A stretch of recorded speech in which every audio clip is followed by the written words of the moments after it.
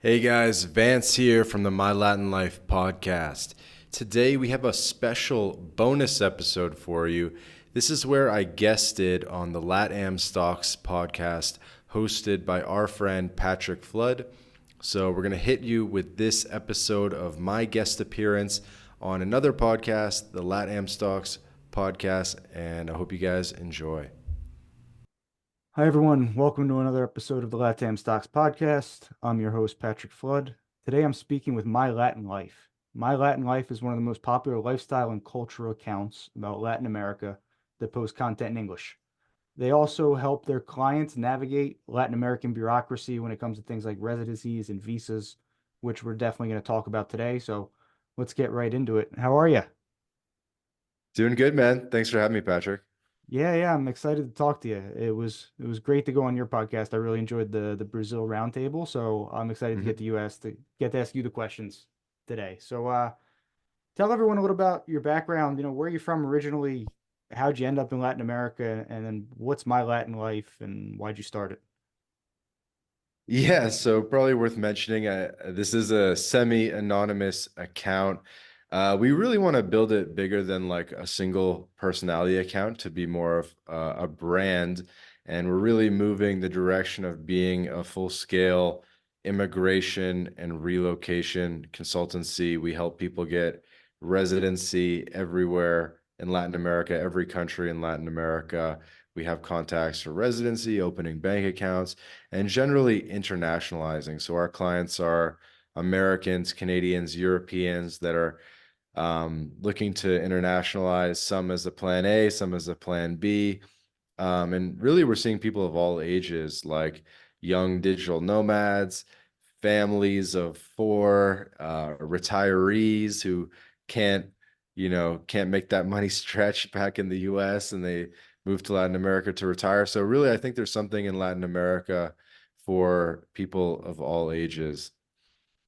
Yeah, I know we both have personally navigated that because listening will notice we're obviously not Latin American because of our accents. But I went through it 10 years ago, and it's been really surprising to see how much more common it's become over the past, I don't know, say 3 or 4 years. I see so many more expats, and like you mentioned, of all types of Hmm. people, kids, no kids, young, old, relocating or at least spending a large portion of their time outside of their home countries. For sure. And I don't want to do too much of the personal stuff, but Yeah, I yeah. will tell you, like I am Canadian American.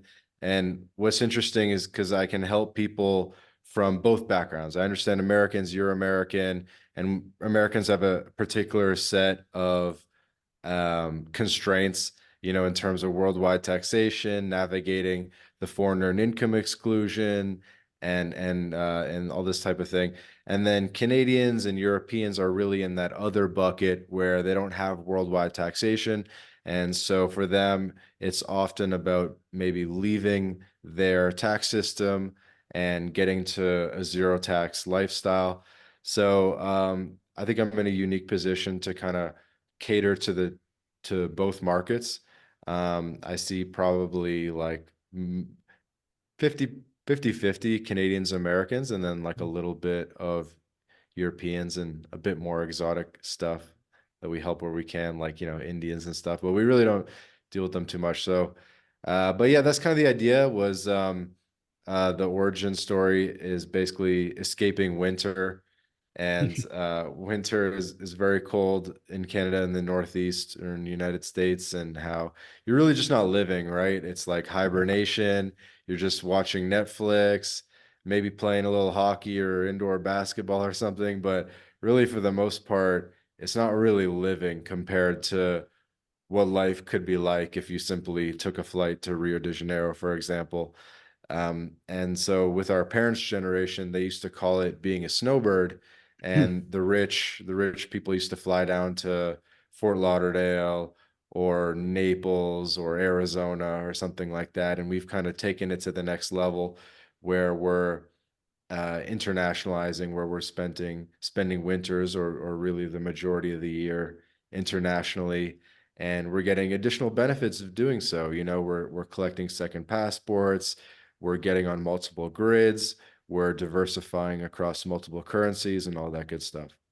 Yeah, I'm with you. Every time I go back in the winter and it snows, I like it less and less. I used to think it was cool Hmm. when I was a kid, but not anymore. I like it Winter's 70. cool for like a week, like you go back for Christmas or something, and you're like, okay, this is kind of cool. But the problem is that winter is a 6 month ordeal. And so, the novelty kind of wears off and it just becomes slush and you can't really be outside and the lack of vitamin D really gets to you and it Yeah. really affects your mood and everything. So, to me, it's just an absolute no-brainer now, kind of the game plan of making money online, going where you're treated best, kind of following the weather, low cost of living. Like there's so many benefits of being an expat, and they really just keep stacking on top of each other. It's like when you get started in the expat life or the making money online life, maybe you have one or two motivations in mind, whether it be girls or the weather or whatever. But once you really get into it, you realize that there's like, oh my God, there's like 15, 20 incredible benefits, whether it be the food or the cost of living or the ability to lower your taxes, the ability to get multiple passports. So there's so many layers there. Yeah, yeah. It's like a world of possibilities open up too, because most of the economies, not all the economies in Latin America, are pretty underserved.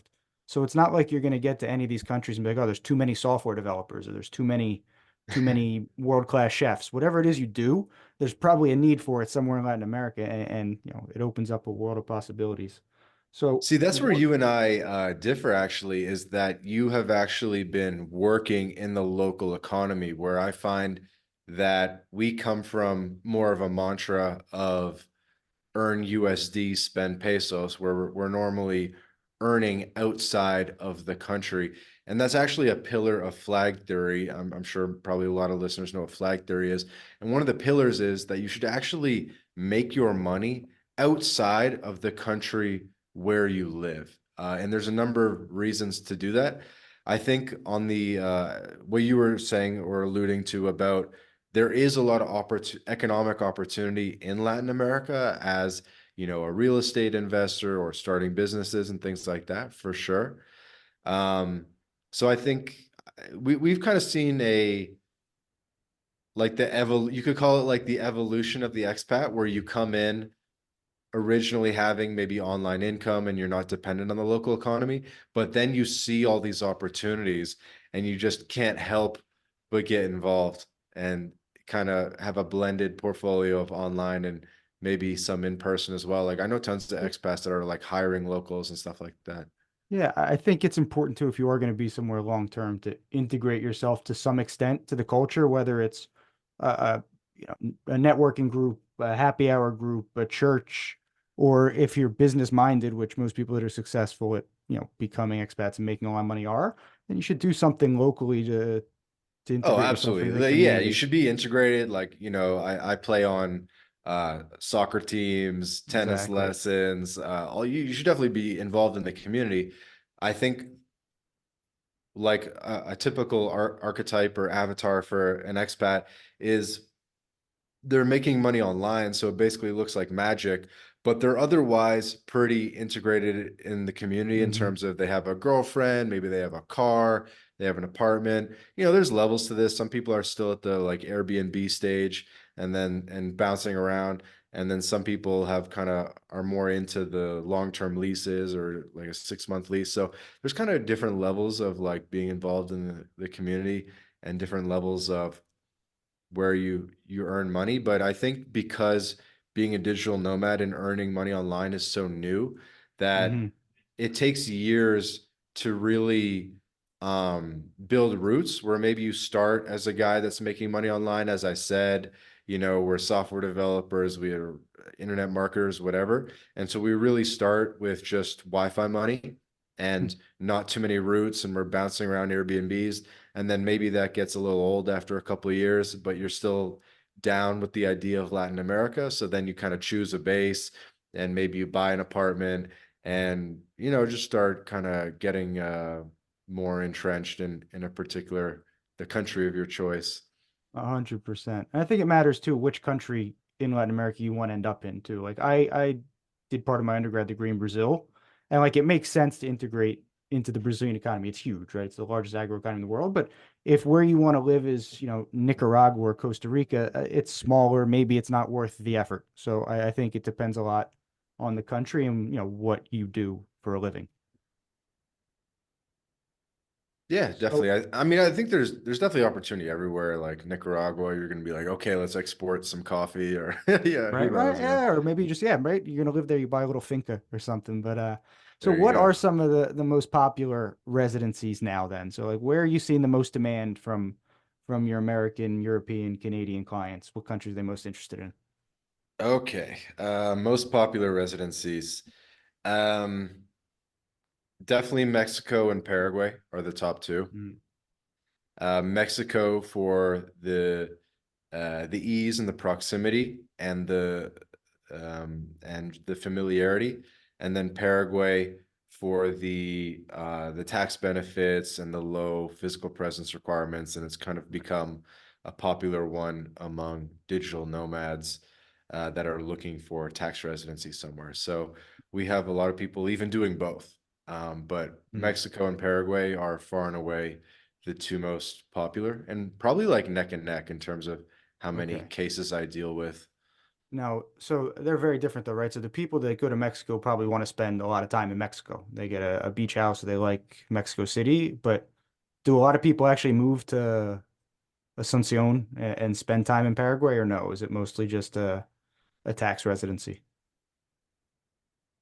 People generally do like Paraguay when they visit. Mm. Like if for someone that's never been, you're in Brazil, so you're close, so you can probably kind of imagine. Have you been, dude? I've been to the Paraguayan side of Foz do Iguaçu, which is Okay. not the best representation. I understand that's not what most of the country is like. It's nuts. Okay. Yeah, Ciudad del Este. Yeah, so I mean, for someone that's never been, Paraguay probably sounds like horribly third world, but I assure you it's actually pretty cool. Hmm. Like good food, good culture. There's some first world areas with like really nice gyms and steakhouses and all that, and like, mansions with safe neighborhoods and stuff like that. So, um, I would say most people that get the residency there don't stay there the majority of the year, definitely. But some do, some like it. Hmm. But yeah, Mexico obviously wins in terms of lifestyles. So those are the top two. And if I had to keep going, um, Costa Rica and Panama are pretty popular. Colombia's pretty popular. Argentina has obviously seen a huge surge in popularity. Um, Now, do people actually yeah. get a visa in Argentina? Because I know a lot of the expat types, they just go, and Argentina doesn't really penalize you if you overstay the tourist visa, or at least they didn't as of the last presidency, right? So, what does an actual foreign visa look like if you do it right for Argentina? Yeah, so that's kind of a new development where I think before most people didn't see the value as much in the Argentine passport a couple of years ago, but now with Milei, the new president, and this and that, and how Argentina really looks like it's on a pretty solid upswing, and they're really doing all the right moves. Now people are starting, and the path to citizenship is like unbelievably easy. It's only 2 years of residence, Mhm. spending a minimum of 6 months per year for 2 years for Argentine passport with, visa-free entry to the EU. They recently got visa-free to Canada as well. So the Argentine passport is a really good passport. And the fact that you can get it by simply living there for 2 years, and it's a pretty livable place to be. Yeah, it's definitely on a lot of people's radars now. It's also a Mercosul too, right? So I understand that once you have the passport, you can then, without going through any other processes, live in Brazil or Uruguay. I might be wrong about that. It might be outdated, but I think there's a Mercosul treaty. Correct. So there's a Mercosur treaty the core 4 or 5 countries of Mercosur are Brazil, Paraguay, Uruguay, and Argentina, and then kind of Bolivia. But all of South America really has agreements. So anyone Hmm. with a South American passport can actually move to basically any other country in South Yeah. America. Like a Colombian can move to Peru or Argentina, whatever. So really one South American passport actually unlocks the entire continent. Yeah, yeah, I think that's fair. So then what about the digital nomad visas? One of the things I thought was really interesting is I start to see all over the world more and more countries starting to offer these where they didn't, and they're starting to cater to, digital nomads. Obviously, it's the name of the visa, but not all are created equal. Some of them are pretty terrible. Some of them seem great and easy. So are there any digital nomad visas in Latin America that you think are worth considering? Personally, I really don't see the point in them, digital nomad visas. I think it's better than nothing in terms of like the government innovating and offering something, but most digital nomad visas really offer little to no value because the requirements are quite annoying and they're usually not Mhm. any better than a traditional tourist visa.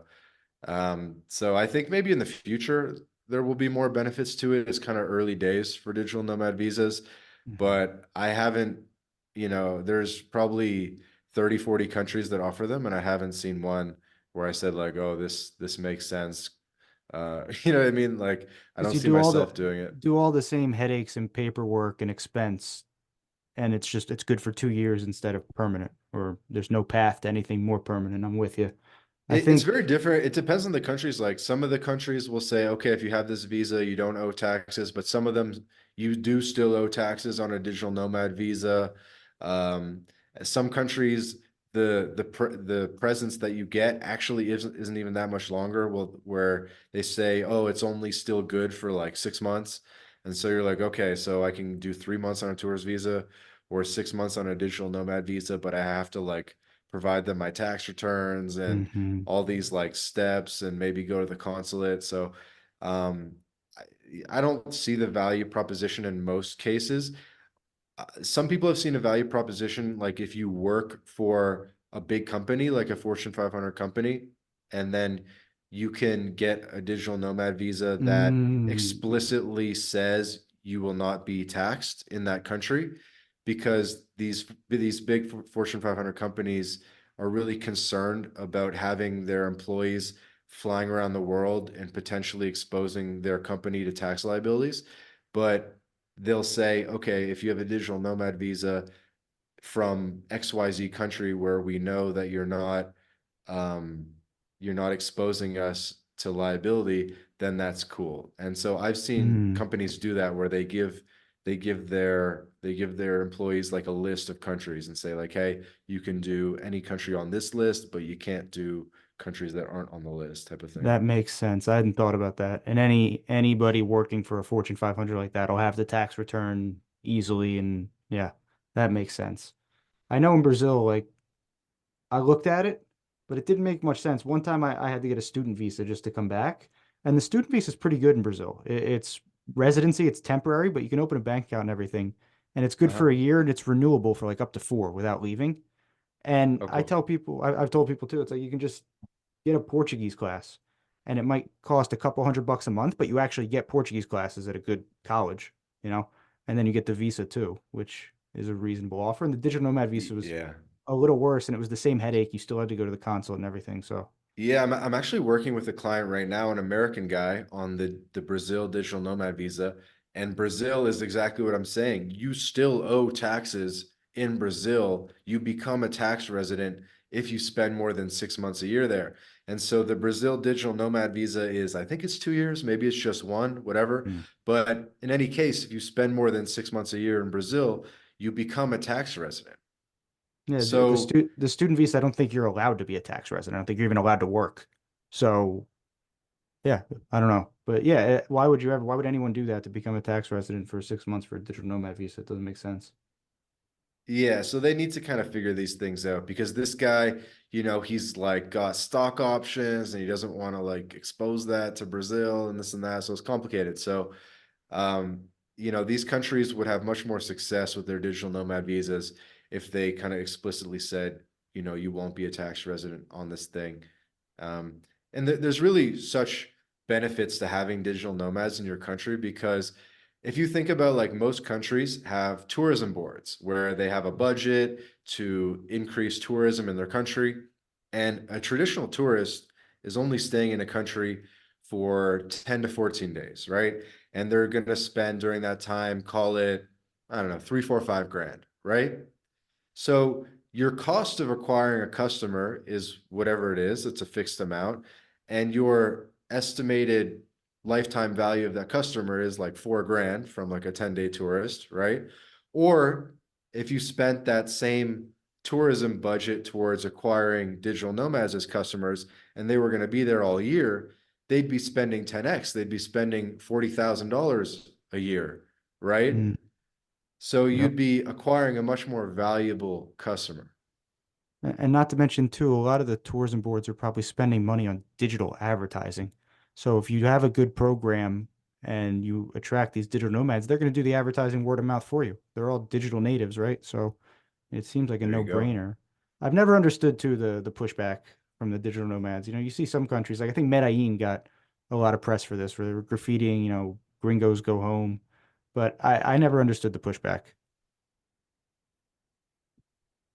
Yeah, it's definitely a topic in and of itself, but I'm sure a lot of your listeners are Brazil interested, and Brazil is like the final frontier of basically being no gringos in Latin America. And so as a gringo in Brazil, you get treated unbelievably well. You're still very much a novelty, especially outside of Rio and Sao Paulo.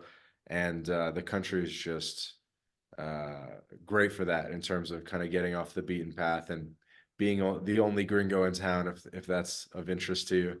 Yeah, it's so funny. Some of the most pushback I get is when I point out that Brazil's tourism industry is probably the biggest underperformer in the world. Like Brazil only gets It's six insane. million.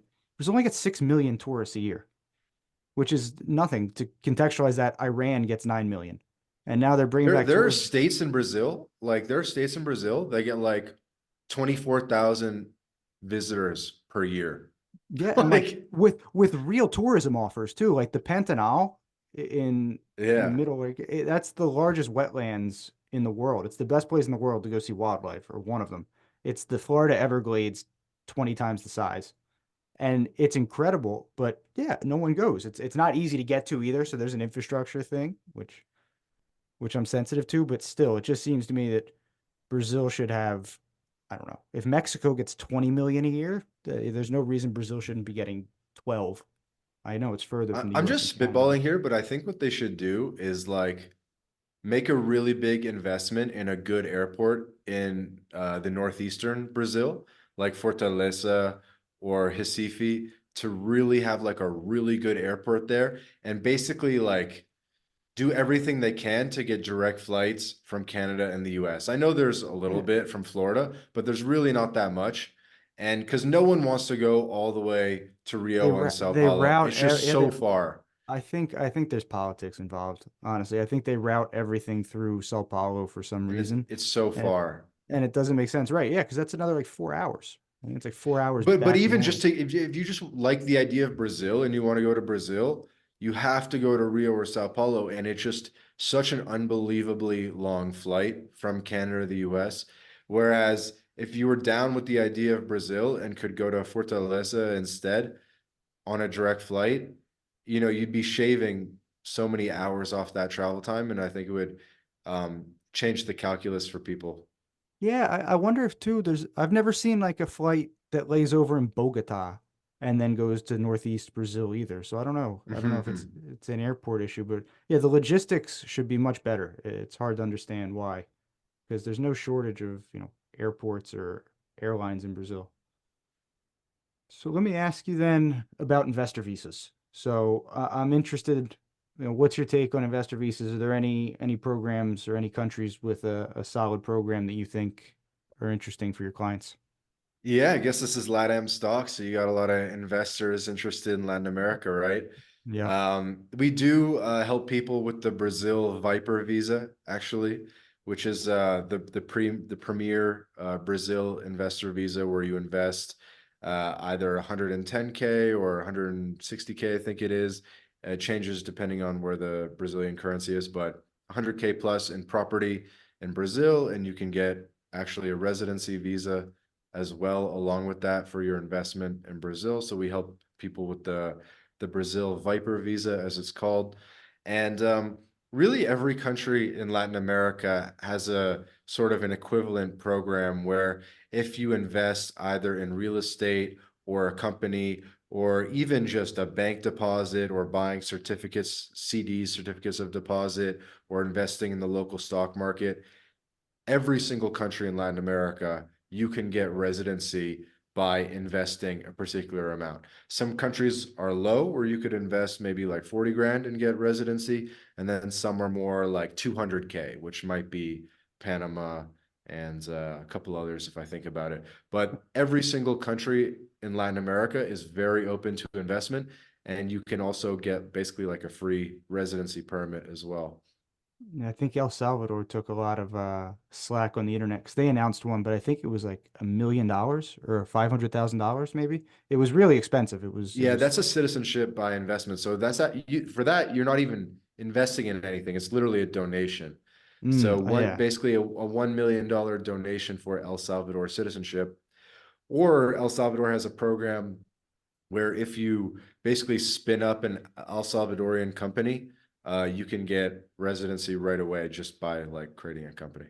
Yeah, so I think the devil's in the details these two because a lot of the investor visas with the residency can or cannot lead to citizenship, right? So like the Brazilian one, I know that before you're eligible for citizenship, you would have to renew it once, which means they're going to Mhm, come in and check your business and everything. And then if it renews once, like the residency, at that point mhm. you will have been a permanent resident for long enough to apply for citizenship.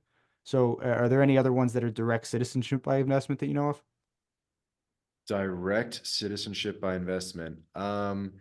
Dominican Republic has a really interesting one Mhm. where if you invest 200K in the local economy, it could be certificates of deposit with the bank, which is probably the easiest way. So 200K of CDs, and you get a passport in 6 months. And that's still your money. It's not a donation, right? So you're It's just still your leaving it in money. there. You're earning interest on it, and Yeah, it's you it's leave it in the bank for like 2 years minimum, I think, and you'll get the passport 6 months after that money lands in that bank account. okay. And then they have their own currency, right? I imagine they're not dollarized, so the risk is the currency risk, I guess, right? If you leave it there for 2 years and then the currency tanks, but still, it's still something there, and you get the citizenship. So that's attractive. Is that a solid passport, Dominican Republic? It has its pros and cons. It does not have EU access. Hmm. So it's one of the few Latin American passports that does not have Schengen zone access, but it's a non-CRS country, so it's not part of the common reporting standard. So it doesn't have information sharing with other countries. So it's actually a very good banking jurisdiction in terms of privacy banking. Okay, and like you'll be able, if you're banking there, you'll be able to use your Dominican bank account card in Europe or in Mexico. Like, no problem. Their banks connect well. Yeah, they still have Visa Infinite and Swift and all that stuff, and I'm sure they have US dollar bank accounts, so definitely. Cool. And is it more expensive? Is the 200K for a single person? Do they up it for families? Do you know? That's a good question. I don't think we've had a family apply for them all to do it. We can look into that. Send me a message. Any other investor visas that you've worked with that are interesting? What about Chile? I'm curious. I saw that was on your site, and it's a lot of investors like Chile a lot as a investment location. So I'm curious Mhm. what an investor visa in Chile looks like. Yeah, Chile's interesting because it's such a stable country and pretty good legal system. So it's definitely a pretty safe place to invest in terms of diversifying, and definitely a country that's going to grow in the future. So I think it's probably a really safe bet in terms of Latin America. They do have tons of different paths to residency, including via investment. Um, if you want to be on a path to citizenship, though, you will need to spend time in Chile, spending like the majority of the year for, I think, 3 years. I think it's like a 5 year path to citizenship. of which 3 of the years you need to spend the majority of the year there. Don't quote me because it's not my it honestly ends up not being that popular because most people Mm, don't want to be the majority of the year in Chile. Um, it tends to be more popular of an option among Latin Americans where they go, yeah. I still want to be in Latin America. I'm from Peru, I'm from Bolivia, whatever. So I still want to be kind of close to family, but I want to be in a more stable country. So actually, more of the DMs that I get on Twitter regarding Chile are from other Latinos who want to go to Chile. That makes sense. The Santiago to Sao Paulo flight is always a great deal round trip. I look at it all the time. I go, do I want to go to Santiago? It's always like $100 round trip, maybe. Like That's sometimes sick. I think I've gotten it for $60 one time, 300 reais. And yeah, that makes sense that Latin Americans look there because Santiago is one of the more organized big cities for sure in Latin America. But then the other program too that comes to mind too is Startup Chile. Chile's been pretty forward with the Yeah. visa stuff for a long time, right? It was like 10 years ago they launched that where Yeah. they would give a grant, like the government would give startups money and they'd say, Hmm. here's a 2-year visa. Just start up here in Chile with your startup company and here's like $25,000 and have fun. Yeah. That's definitely an innovative program. So then what about tourist markets? I'm curious, like I kind of have this theory that like after the lockdowns and everything, a lot of like tourism brands got reset. Like there's countries that people will never forget what they did and they're not going there. And then there's other countries like Mexico and El Salvador that pretty much stayed open and were welcoming tourists the whole time. So are there Mhm. any like up and coming tourism destinations that you've seen? Oh man, I think every single country in Latin America has enormous tourism potential. Like, there's not one boring country in Latin America from a tourist perspective. Like, every country has so much sick nature and incredible stuff. I think probably the biggest winners have been Mexico, El Salvador, and Argentina. Mm, Mexico obviously has always been kind of the number one tourist destination in Latin America, but I think the reputation has improved a lot because, let's say, pre-pandemic, a lot of Americans and Canadians still thought that it was like a war zone or like extremely dangerous. Whereas because everyone and their cousin and their sister went to Mexico in the past 3 years and, had an incredible experience and said that it was very safe and that they enjoyed it, there's just been so much positive feedback and word of mouth about Mexico. And I think that that's kind of changed the perception of Mexico among the collective imagination of Americans, where now Mexico is understood to be significantly safer than people previously thought. So I think that that's been one of the big winners. yeah, for sure. The violence pushback is kind of frustrating too, because it tends to be very localized. And like for example, people always say, "Oh, you live in Brazil, it's so violent." And then I'll send them the homicide statistics for Sao Paulo, which is half of Philadelphia. It's less than like the 20 largest cities in the United States. So yeah, like maybe you're more likely to get pickpocketed, but you're more likely to get murdered in Philadelphia than Sao Paulo. And I don't know. It seems like it's one of the things, maybe it's generational. I don't know. Like the only time my dad travels all over, and the only time he's ever been like, "You sure you want to go there?" is when I told him I was going to Colombia. And Colombia is not particularly dangerous, but I just think, it still has the reputation from the 80s. But I think maybe a lot of that Yeah. has reset. Yeah, I think really as we're kind of winding down, just because I don't have too much time, but um, more than just Mexico, I think that that story that I just told holds true for all of Latin America, Hmm. where prior to the pandemic, most people weren't considering Latin America as a travel destination. They were going to maybe package tours in Dominican Republic or package tours and cruises to Cozumel or something like that, but they weren't going into the countries. They weren't getting Airbnbs in the downtown and walking around.